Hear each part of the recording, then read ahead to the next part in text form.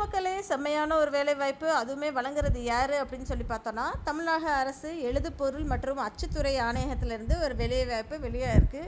வெளியான தேதி அப்படின்னு சொல்லி பார்த்தோன்னா 18/8/2025 அன்றைக்கி வெளியாயிருக்கு. சரிங்களா மக்களே.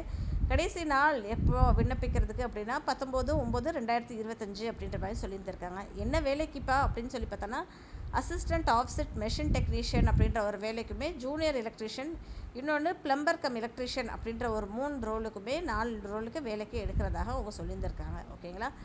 என்ன அப்படின்றத தொடர்ந்து நம்ம வீடியோவை ஸ்கிப் பண்ணாமல் முழுசாக பாருங்கள், உங்களுக்கு டெஃபினட்டாக ஹெல்ப்ஃபுல்லாக இருக்கும். ஓகேங்களா.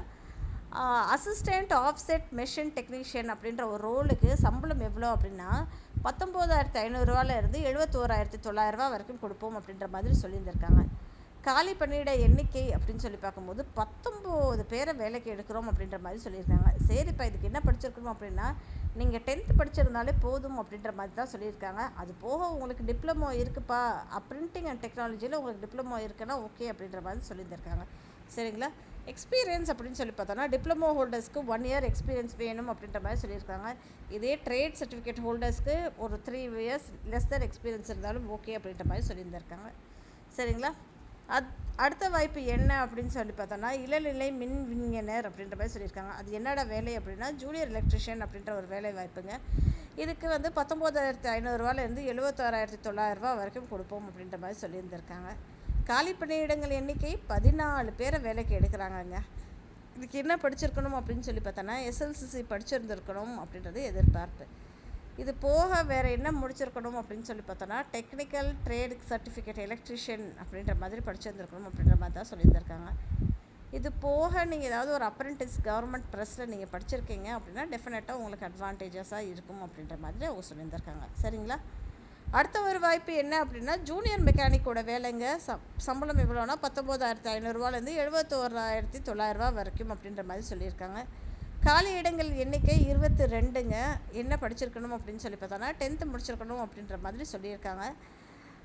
நீங்கள் அதுக்கப்புறம் டெக்னிக்கல் ட்ரேட் சர்டிஃபிகேட் முடிச்சிருக்கணும் அப்படின்ற மாதிரி சொல்லியிருந்திருக்காங்க. அது போக என்ன அப்படின்னு கேட்டிங்கன்னா, நீங்கள் கவர்மெண்ட் ப்ரெஸ்ஸில் ஒர்க் பண்ணியிருக்கீங்க அப்படின்னா ஓகே அப்படின்ற மாதிரி சொல்லியிருந்திருக்காங்க.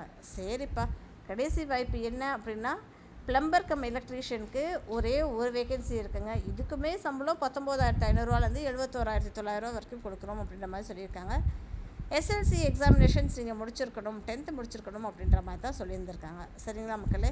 அப்படியே ஸ்க்ரோல் பண்ணி பார்த்தோம் அப்படின்னு சொல்லி பார்த்தோன்னா, நீங்கள் ப்ரையாரிட்டி டர்னில் நாங்கள் உங்களுக்கு முன்னுரிமை வழங்குகிறோம் அப்படின்ற மாதிரி அவங்க சில விஷயங்களை சொல்லியிருந்திருக்காங்க. ஓகேங்களா. வயது என்னப்பா அப்படின்னு சொல்லி பார்த்தோன்னா, 18 வயது பூர்த்தி அடைஞ்சிருக்க வேண்டும் அப்படின்றது தெளிவாகவே அவங்க இங்கே தெரிவிச்சிருக்காங்க. அதுக்கு போக 18 வயது பூர்த்தி அடையலைன்னு நீங்கள் அப்ளைவே பண்ண முடியாதுங்க அப்படின்ற மாதிரி சொல்லியிருக்காங்க. சரி, மேக்ஸிமம் என்ன அப்படின்னு கேட்டிங்கன்னா, SCAக்கு 37, SCக்கு 37, STக்கு 37, MBC DNC BC OC BCக்கு 34ன்ற மாதிரி சொல்லியிருக்காங்க. OCக்கு 32 அப்படின்ற மாதிரி சொல்லியிருக்காங்க. சரிங்களா. எக்ஸ் சர்வீஸ்மேன் கேட்டகரியில் SCA SC ST இது 3 பேருக்குமே 55 வயதாக இருக்கணும். MBC DNCக்குமே BCக்குமே 55 இருக்கணும். OCக்குமே 50 வயசாக இருக்கணும் அப்படின்ற மாதிரி சொல்லியிருந்திருக்காங்க. சரிக்கலாங்க மக்களே.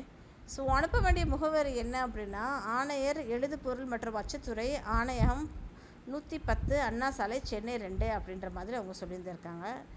இது போக வேறு ஏதாவது எக்ஸாம்ஸ் எதுவும் இருக்கா அப்படின்னு சொல்லி பார்த்தோன்னா, எக்ஸாம் பற்றின டீட்டெயில்ஸ் அவங்க எதுவுமே கொடுக்கலங்க. சான்றிதழ் பிறப்பிக்க வேண்டும், சான்றிதழ்களோடு நீங்கள் விண்ணப்பதாரர்கள் தங்கள் நகல்களே அனுப்ப வேண்டும் அப்படின்ற மாதிரி சொல்லியிருந்திருக்காங்க. விண்ணப்பம் அனுப்ப வேண்டிய முகவரி நான் உங்களுக்கு சொல்லிவிட்டேன்.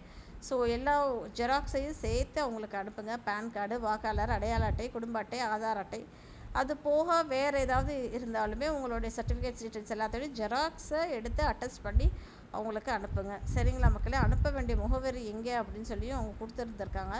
அதேமாதிரி நான் சொல்லிடுறேன். www.stationaryprinting.tn.gov.in/links.html என்ற ஒரு வெப்சைட்ஸ்க்கு நீங்கள் அனுப்புங்க. நன்றி மக்களே.